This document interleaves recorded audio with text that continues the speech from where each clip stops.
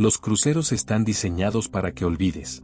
Para que el mar parezca un escenario, no una amenaza. Pero bajo las luces, entre los pasillos alfombrados y las risas en cubierta, hay historias que no se cuentan. Historias que no figuran en los folletos ni en los videos promocionales. Historias que se susurran entre camareros, que se esconden en registros alterados, que se repiten en sueños de pasajeros que nunca desembarcaron.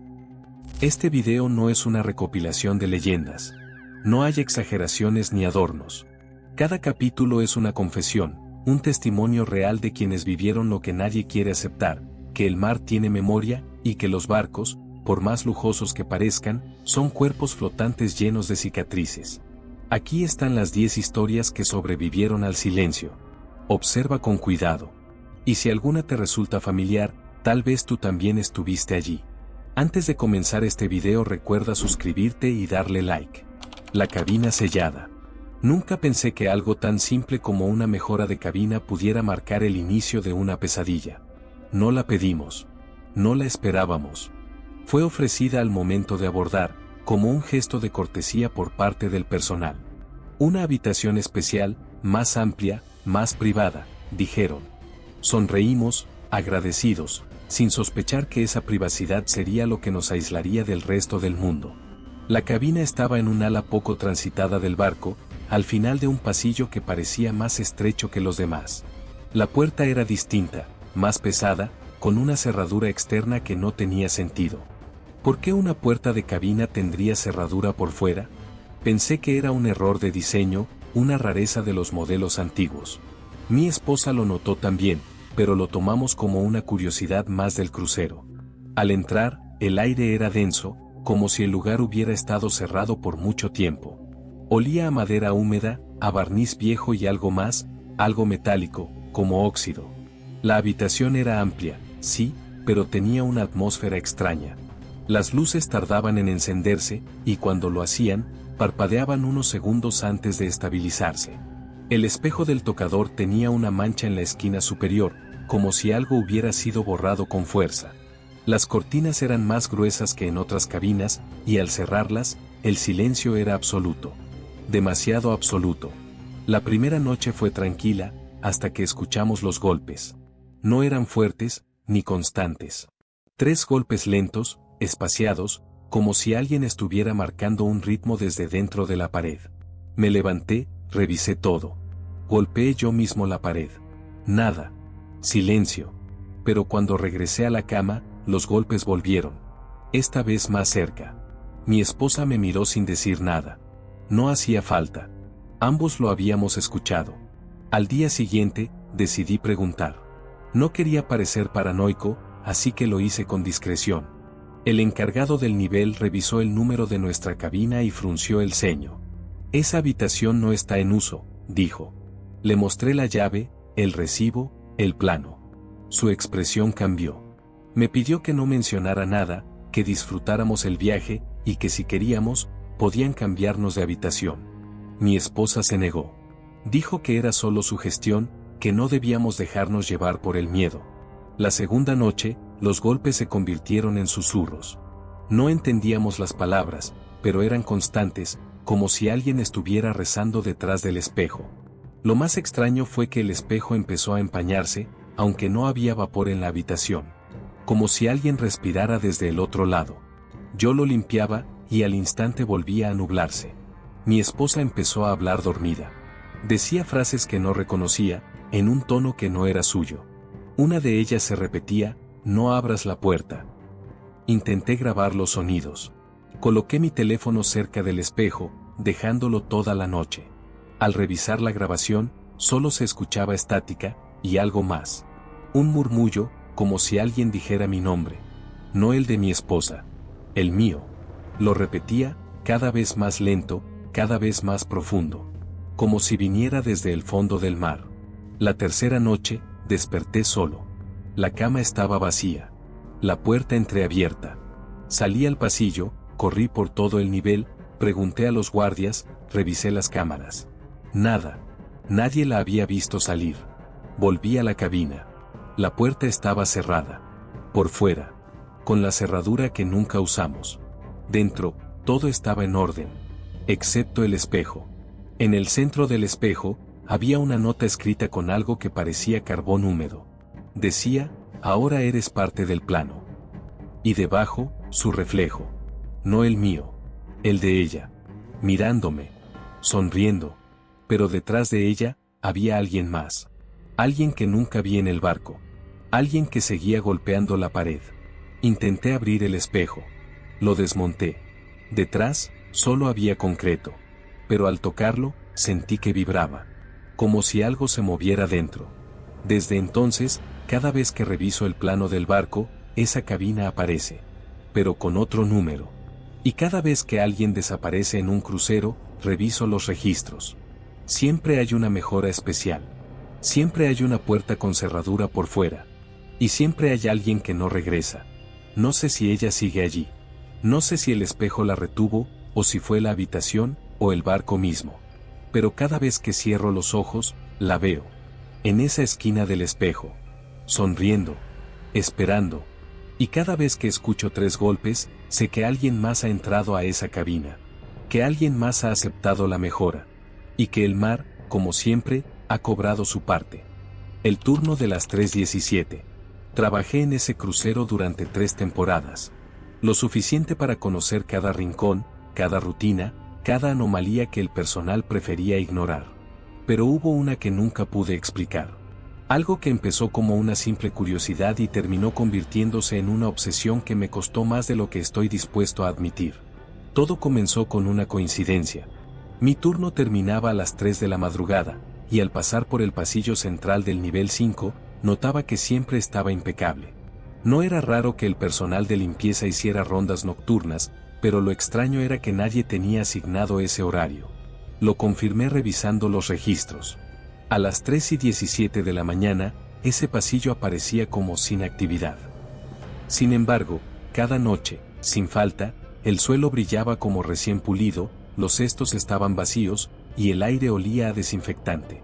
Al principio lo tomé como una muestra de eficiencia. Pensé que alguien estaba haciendo horas extras sin registrarlas. Pero cuando pregunté, nadie admitió haber limpiado ese pasillo. De hecho, varios compañeros me dijeron que evitaban pasar por allí a esa hora. Uno de ellos, un cocinero que llevaba más tiempo que yo, me dijo en voz baja, ese pasillo se limpia solo. No preguntes más. No pude dejarlo pasar. La siguiente noche, decidí quedarme. Me escondí en una sala de mantenimiento cercana, con la puerta entreabierta, esperando ver quién aparecía. A las 3:17 en punto, las luces del pasillo parpadearon. Lo que vi entonces no era parte del personal. Era una figura alta, delgada, con un uniforme antiguo, de los que ya no se usan desde hace décadas. No tenía rostro. O mejor dicho, lo tenía cubierto por una especie de velo gris. Caminaba lentamente, arrastrando un trapeador que dejaba una estela de agua salada. No desinfectante. Agua salada. Me quedé paralizado. La figura no hablaba, no miraba hacia los lados. Solo limpiaba. Al llegar al final del pasillo, se detuvo frente a una puerta que ya no se usaba. Tocó 3 veces. Luego desapareció. No caminó hacia ninguna salida. Simplemente dejó de estar allí. Volví a revisar los registros. Esa puerta había sido clausurada hacía años, después de un accidente en el que un miembro del personal cayó por una escotilla mal cerrada. Nunca encontraron el cuerpo. El informe decía que el área fue sellada y retirada del plano. Pero ahí estaba. Y cada noche, alguien tocaba esa puerta. Las noches siguientes, intenté grabarlo. Usé una cámara oculta, pero cada vez que revisaba el material, la imagen se distorsionaba justo a las 3:17. Solo se escuchaba el sonido del trapeador, y luego los 3 golpes. Nada más. Una madrugada, decidí enfrentarlo. Salí al pasillo justo cuando la figura apareció. Me interpuse en su camino. Le hablé. Le pregunté quién era, qué hacía allí. No respondió. Solo se detuvo. El aire se volvió más frío. El olor a sal se intensificó. Y entonces, levantó la cabeza. No había rostro.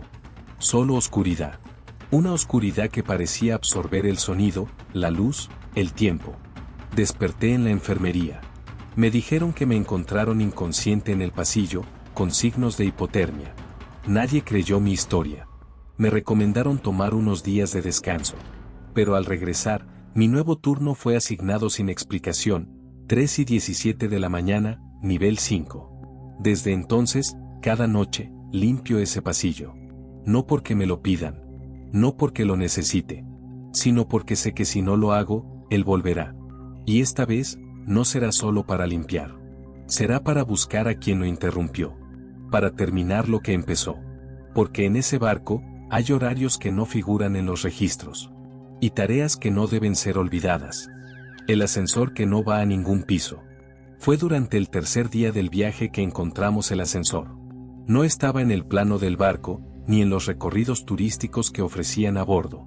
Apareció como por accidente, al final de un pasillo que parecía más largo de lo normal, detrás de una puerta metálica sin señalización. Éramos 4, 2 parejas que habíamos coincidido en la cena y decidimos explorar juntos.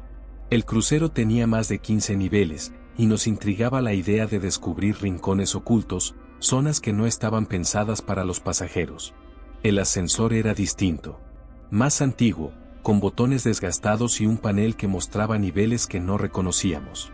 Lo que nos llamó la atención fue uno en particular, -3. Un piso negativo. Ninguno de nosotros había visto algo así en un barco.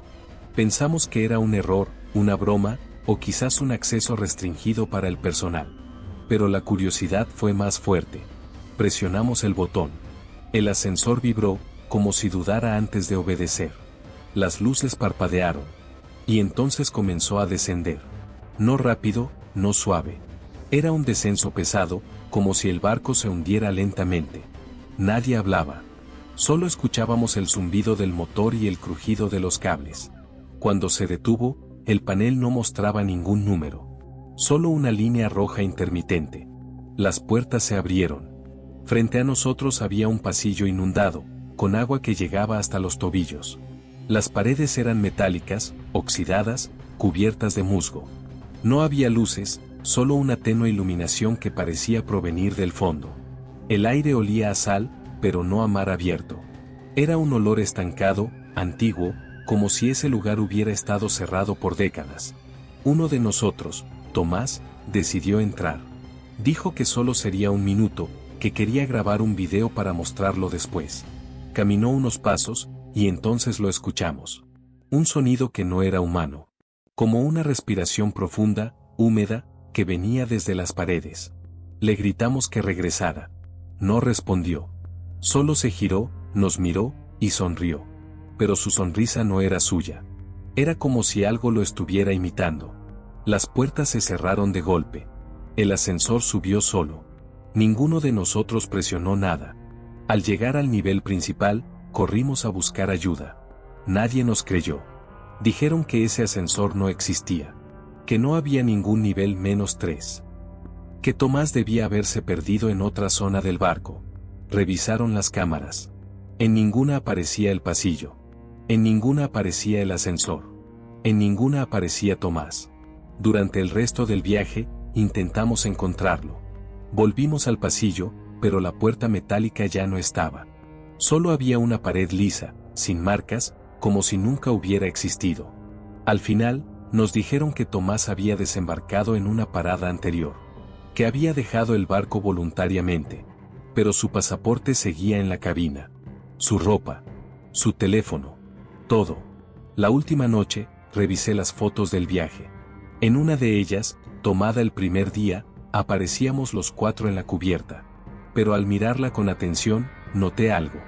Detrás de nosotros, reflejado en el vidrio del restaurante, había una figura. Alta. Delgada. Con un uniforme antiguo. Y sin rostro. Desde entonces, cada vez que subo a un ascensor, reviso el panel. Si aparece un nivel negativo, no lo toco. No importa dónde esté.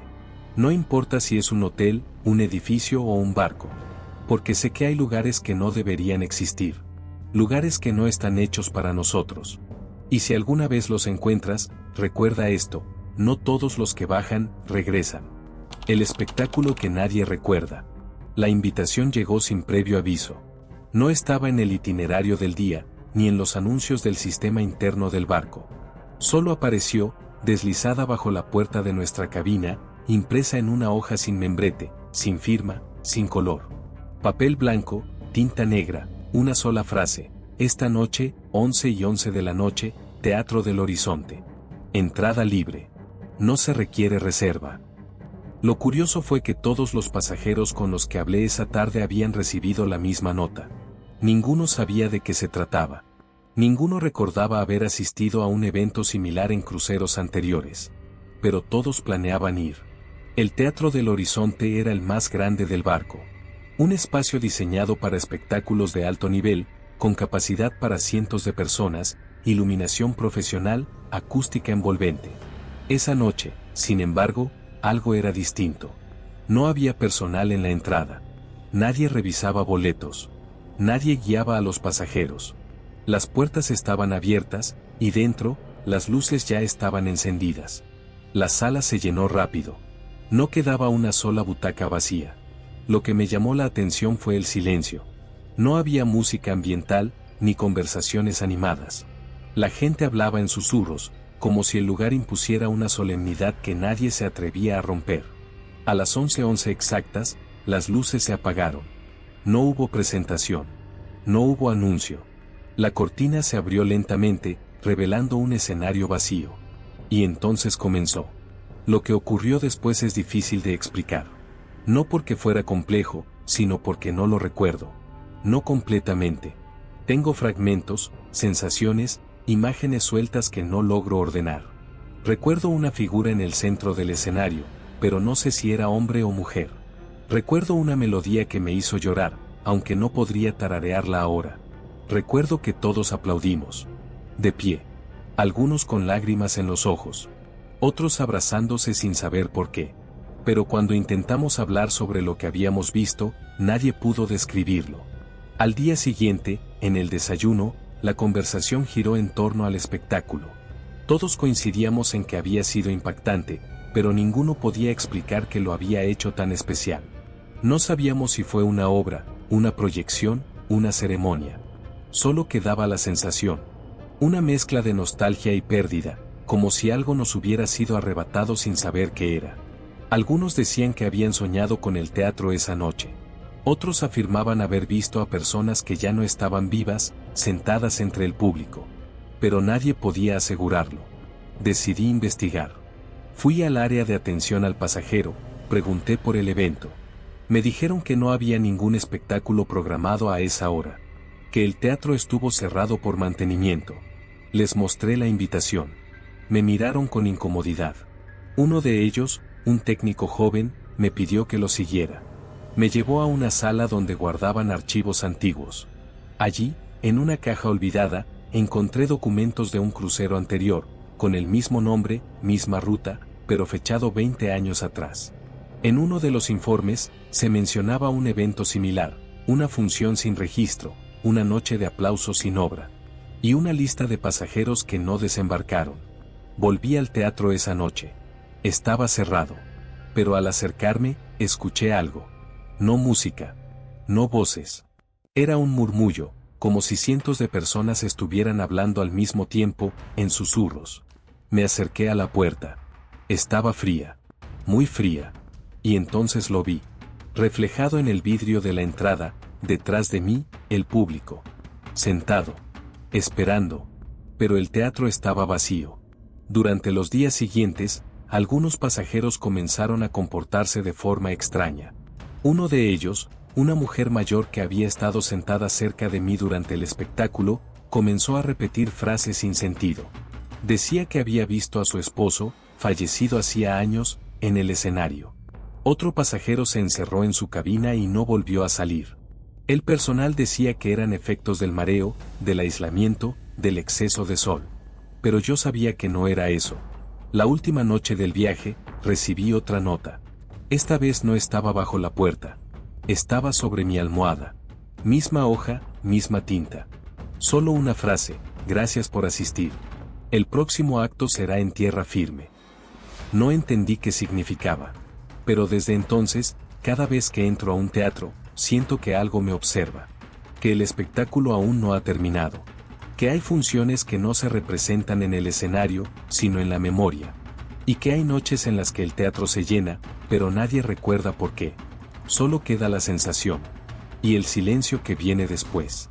La ceremonia del comedor vacío. La primera vez que vi el comedor vacío fue por accidente. Me había desvelado, algo que no me ocurre con frecuencia, y decidí salir a caminar por el barco. Eran las 3 y algo de la madrugada, y todo estaba en silencio. Los pasillos, las cubiertas, incluso el área de entretenimiento estaban apagados. Pero al llegar al comedor principal, noté que la puerta estaba entreabierta. No debía estarlo. Según el itinerario, cerraban a las 11 en punto. Me asomé, esperando encontrar a algún miembro del personal haciendo limpieza o reordenando mesas. Pero no había mesas. El comedor estaba completamente despejado. No había sillas, ni manteles, ni cubiertos. Solo el suelo pulido, y en él, distribuidos con una precisión inquietante, platos vacíos. Cientos de platos, alineados como si formaran parte de una ceremonia. Cada uno tenía una vela encendida en el centro. No había humo, ni olor a cera. Solo la luz temblorosa de las llamas, reflejándose en el suelo brillante. Me quedé paralizado. No sabía si debía entrar o simplemente cerrar la puerta y fingir que no había visto nada. Pero algo me atrajo. Una sensación de que ese lugar, en ese momento, estaba esperando a alguien. Caminé despacio entre los platos, cuidando de no tocar nada. El aire era denso, como si estuviera cargado de electricidad. Y entonces lo escuché. Voces. No fuertes. No claras. Eran susurros, como si vinieran desde debajo del suelo. No reconocía el idioma, pero el tono era solemne, casi reverencial. Me detuve. Las velas comenzaron a parpadear al mismo tiempo, como si respondieran a algo que no podía ver. Sentí que debía salir de allí. Pero justo cuando me giré para volver a la puerta, alguien me tocó el hombro. No había nadie. El contacto fue real. Frío. Preciso. Como una mano que no busca asustar, sino advertir. Corrí. Salí del comedor sin mirar atrás. Cerré la puerta. Me quedé unos minutos en el pasillo, tratando de entender qué había pasado. Cuando finalmente me atreví a volver a mirar, la puerta estaba cerrada. Como si nunca hubiera estado abierta. Al día siguiente, intenté hablar con alguien del personal. Me dijeron que el comedor estaba cerrado por mantenimiento. Que había una falla en el sistema de refrigeración. Pero no había señales de reparación. Ni herramientas. Ni técnicos. Solo una cinta de seguridad que parecía puesta a la ligera. Pregunté si alguien más había reportado algo extraño. Me dijeron que no. Que todo estaba en orden. Durante el resto del viaje, el comedor permaneció cerrado.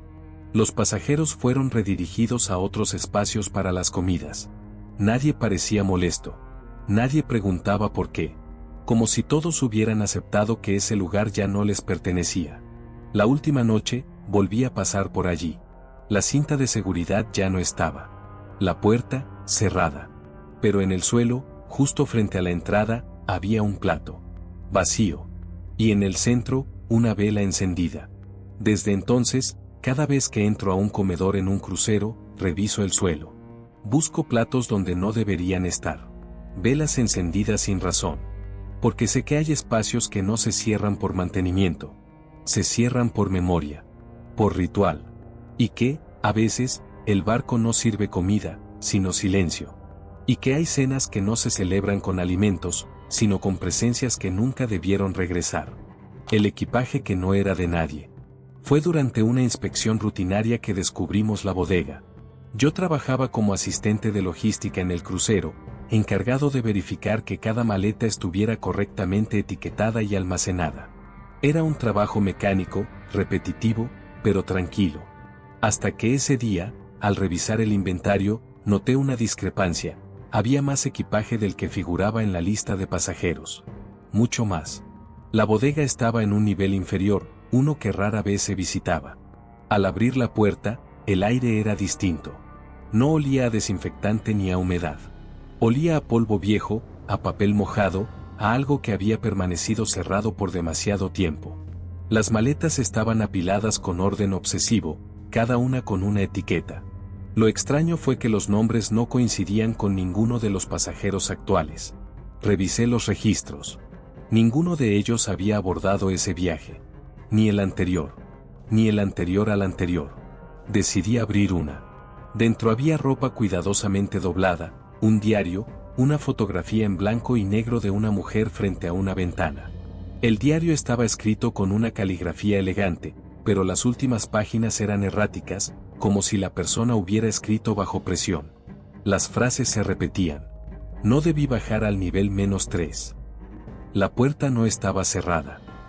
Él me vio. Abrí otra maleta. Esta vez, encontré un uniforme de camarero, pero de un modelo que ya no se usaba desde hacía décadas. En el bolsillo, una tarjeta de identificación con fecha de 1994. El nombre tampoco aparecía en los registros. Lo más inquietante fue la tercera maleta. Dentro había una foto del capitán actual. Más joven. Mucho más joven. La fecha en la parte trasera decía 2005. Pero él juraba haber comenzado en la compañía en 2010. Le mostré la foto. Su rostro cambió.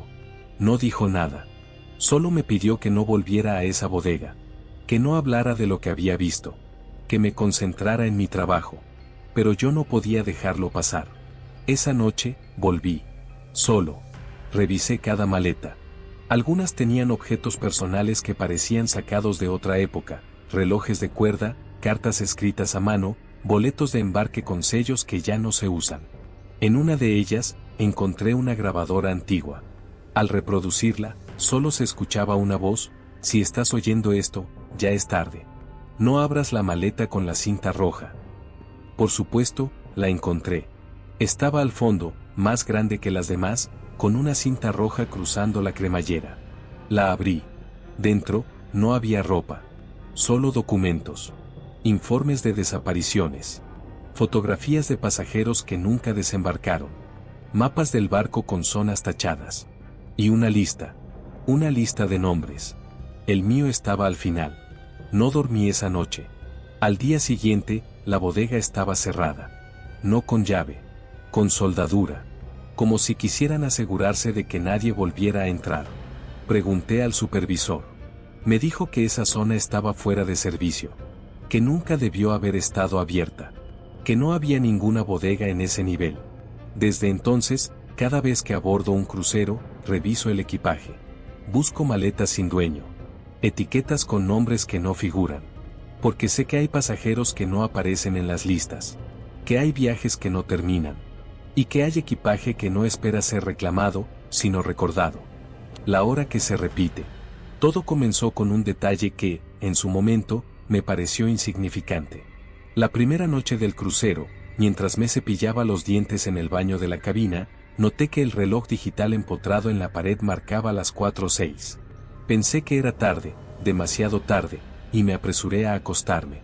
Al día siguiente, al entrar nuevamente al baño, el reloj seguía marcando 4:06. Revisé mi teléfono, eran las 9:12 de la mañana. Pensé que el reloj estaba dañado, así que lo ignoré. Pero esa noche, volvió a marcar 4:06.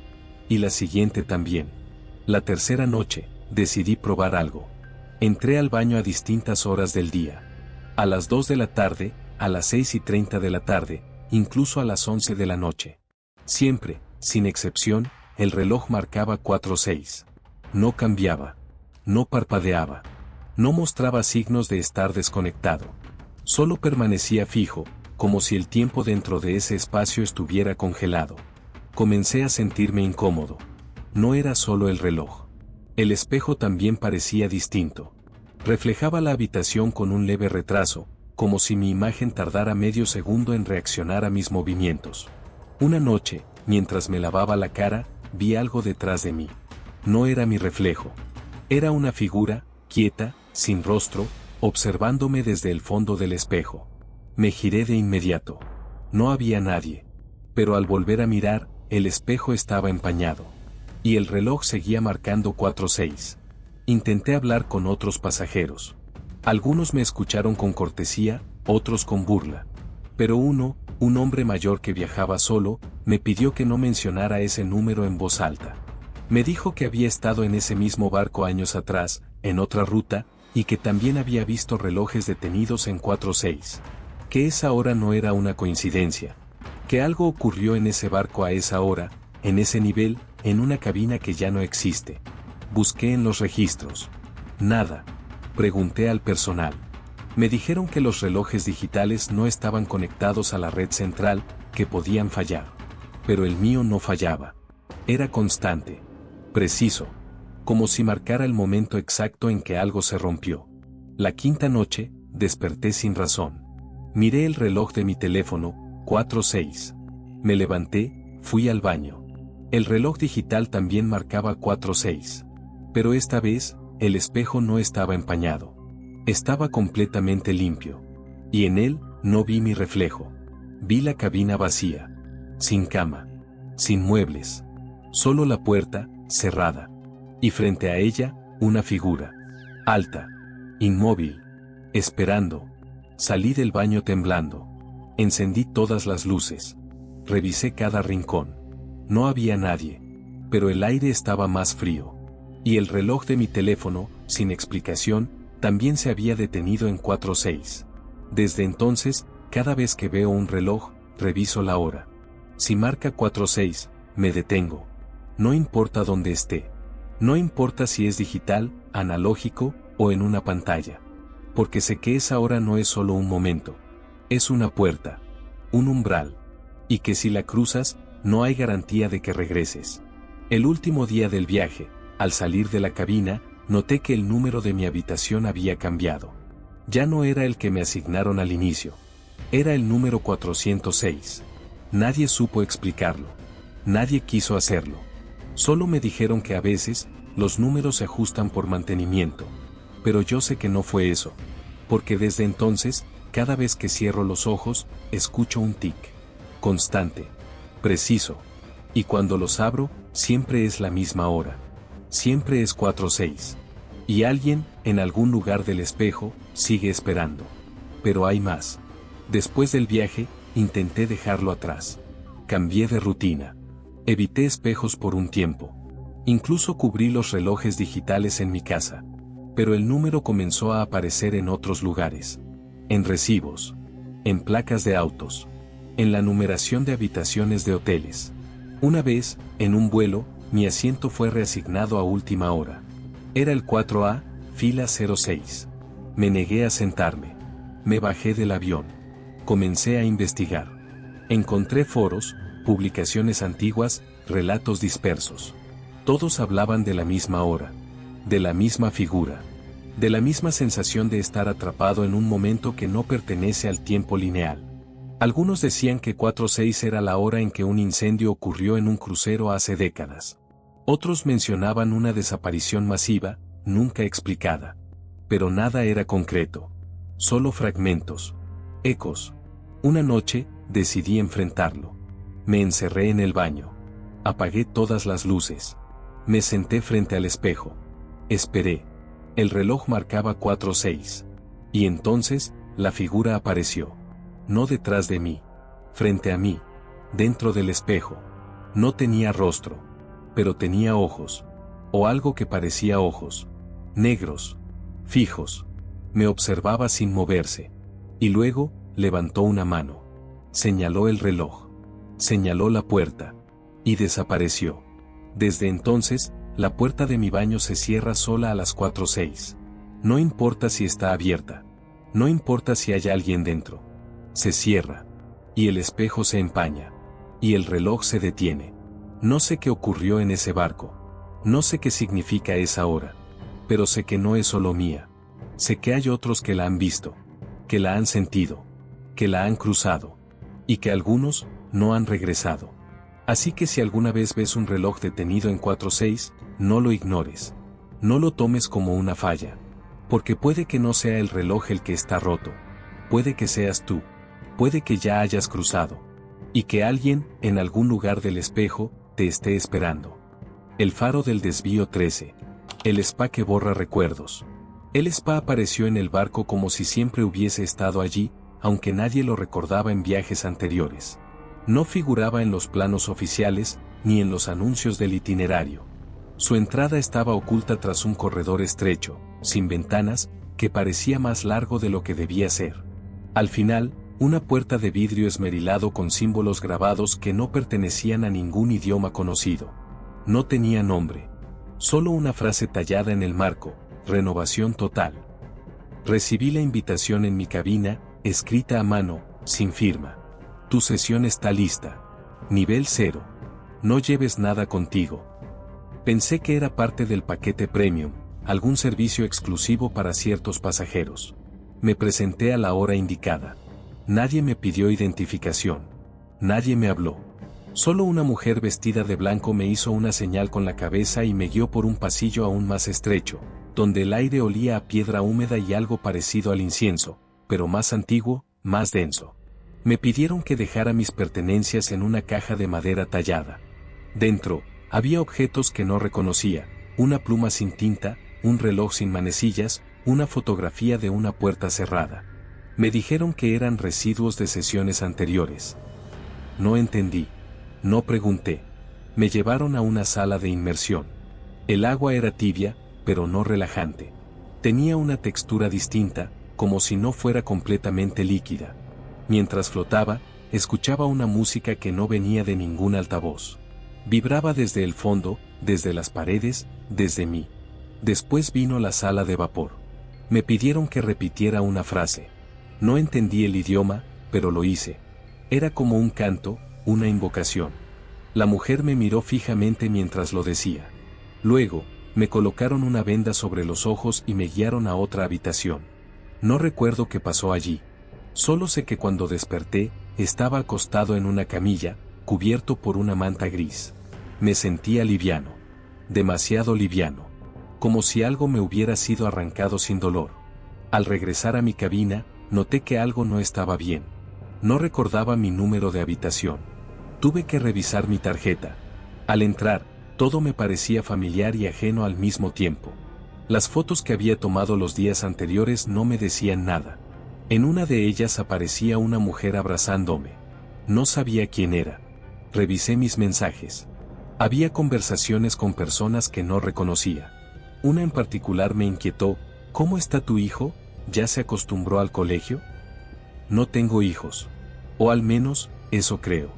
Intenté hablar con otros pasajeros que habían ido al spa. Todos decían lo mismo, se sentían renovados, pero no podían recordar detalles de su vida antes del tratamiento. Uno de ellos, un hombre de unos 50 años, me confesó que había olvidado el nombre de su esposa. Otro, una joven que viajaba sola, dijo que no recordaba por qué había decidido embarcarse. Solo sabía que debía estar allí. Fui al área de mantenimiento del barco. Busqué planos antiguos. Encontré uno, fechado hace más de 30 años. En el lugar donde ahora estaba el spa, antes había una sala de aislamiento. Según los registros, se usaba para pasajeros que sufrían episodios psicóticos durante travesías largas. El informe decía que fue cerrada tras una serie de incidentes sin explicación. Nadie quiso hablar de eso. La última noche del viaje, recibí una nota bajo la puerta. No tenía firma. Solo decía: lo que se olvida, no duele. Lo que se recuerda, no regresa. Desde entonces, he intentado reconstruir mi vida. He hablado con familiares, con amigos, con médicos. Todos dicen que estoy bien, que no hay nada que temer. Pero cada vez que cierro los ojos, veo símbolos. Escucho esa música. Y siento que algo dentro de mí sigue flotando en esa bañera de mármol negro. No sé qué me quitaron. No sé si fue un recuerdo, una persona, una parte de mí. Pero sé que el spa no era un lugar para relajarse. Era un umbral. Y que quienes cruzan ese umbral, regresan distintos. Más livianos. Más tranquilos. Más vacíos. Porque en ese barco, hay tratamientos que no curan, solo borran. Y hay memorias que no se pierden por accidente. Se entregan. Voluntariamente. Sin saber lo que costará recuperarlas. Lo más inquietante ocurrió semanas después, ya en tierra firme. Fui a visitar a mi madre. Ella me recibió con una sonrisa, pero en sus ojos había algo extraño. Me preguntó cómo estaba, cómo había sido el viaje. Le conté lo poco que recordaba. Cuando mencioné el spa, su expresión cambió. Me llevó a una habitación que no reconocía, aunque decía que era mía. En una caja, guardaba fotos. En todas aparecía yo, con personas que no recordaba. En una, sostenía a un niño. En otra, estaba en una boda. En otra, frente a una casa que no reconocía. Le pregunté quiénes eran. Me miró con tristeza. Tú pediste olvidar, dijo.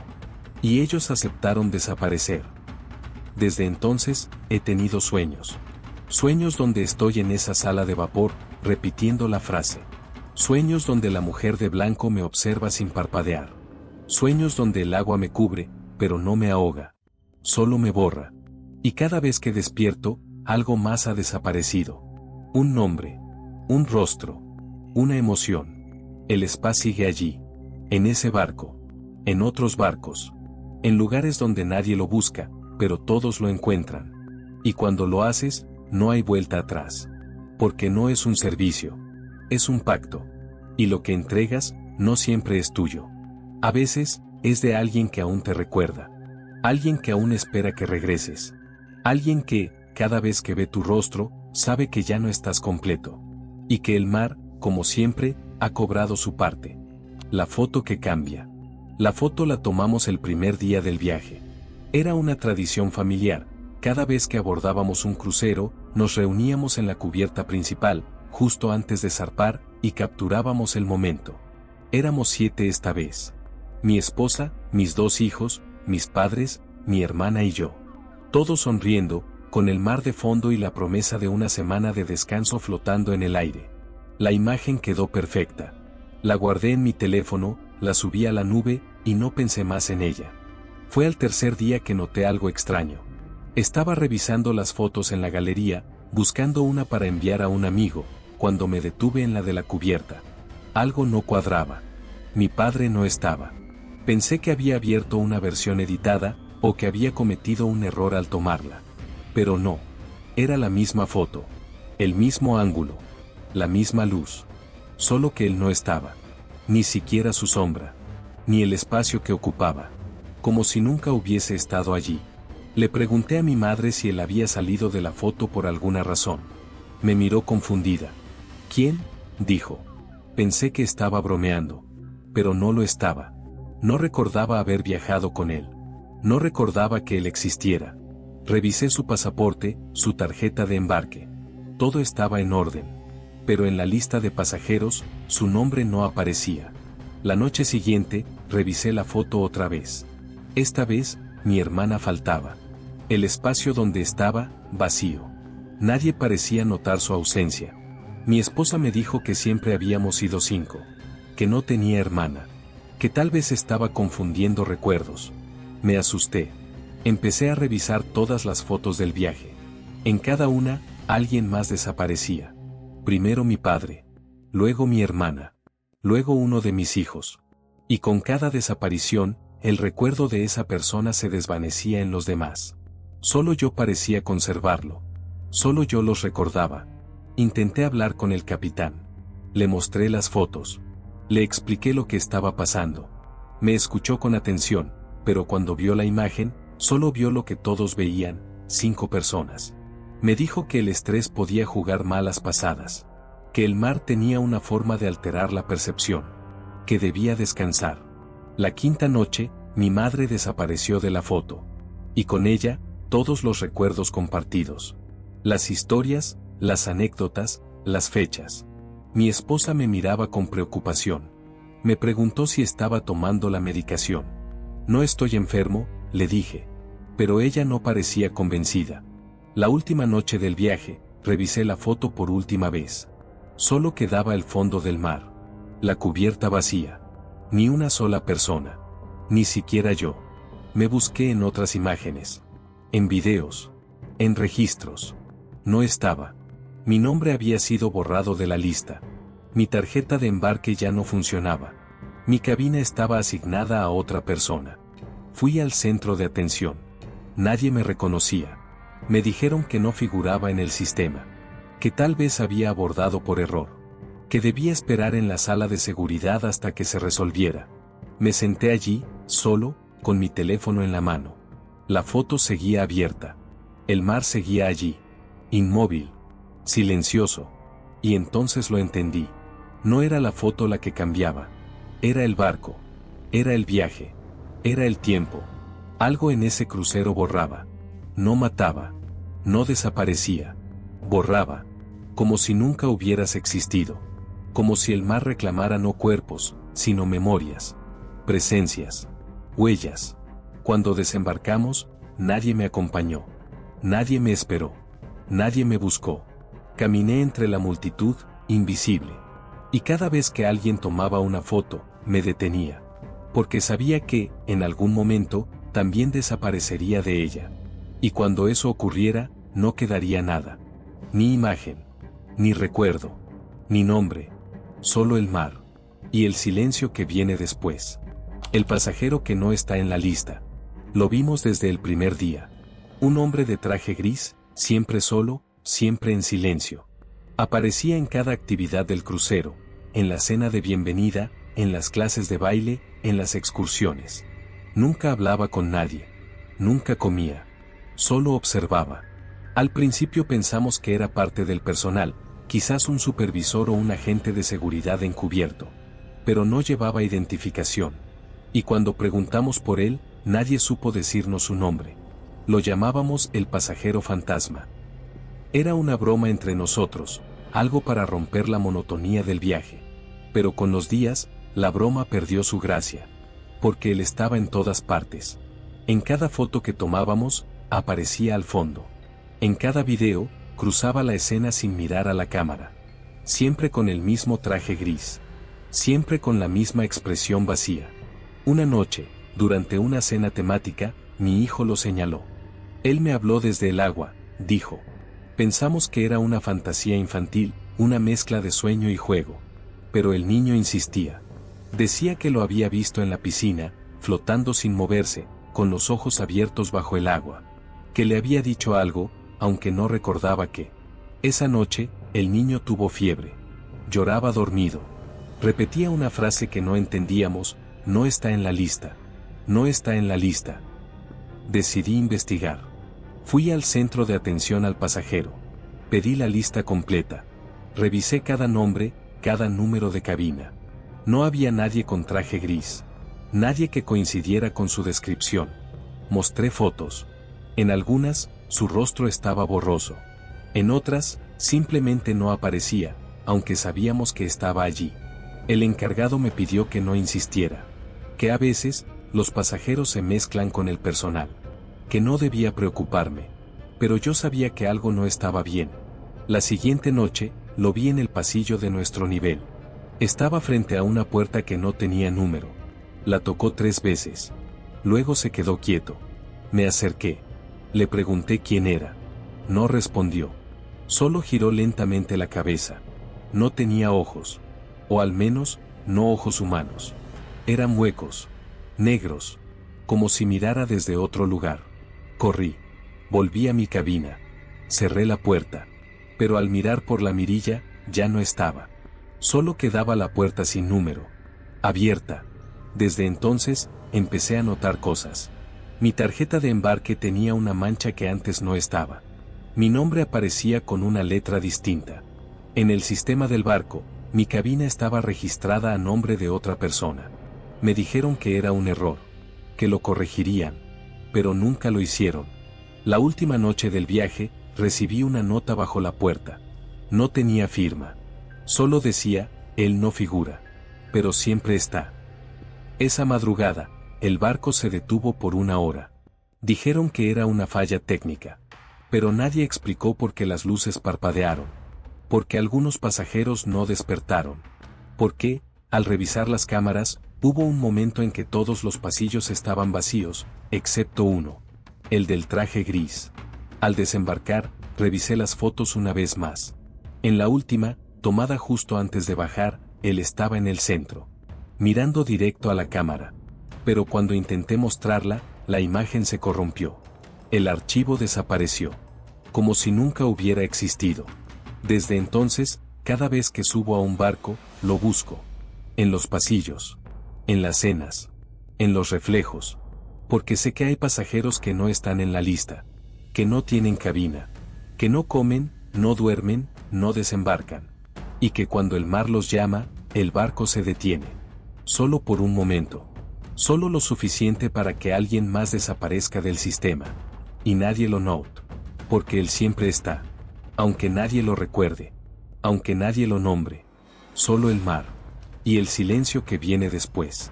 Al final del viaje, cuando todos han desembarcado y las luces del puerto se apagan, el barco queda solo. O eso creemos. Pero siempre hay alguien que no figura en la lista. Una sombra que recorre los pasillos vacíos, que se asoma por las ventanas sin cortinas, que escucha los ecos de las historias que acabas de leer. Si sientes que algo te observa mientras cierras este video, no te alarmes. Es normal. A veces, los relatos no terminan cuando se apagan las palabras. A veces, siguen navegando contigo. Porque el mar no olvida. Y los barcos tampoco. Como siempre, si les gustó este video, no olviden suscribirse y dejar su like. Nos vemos en el próximo video.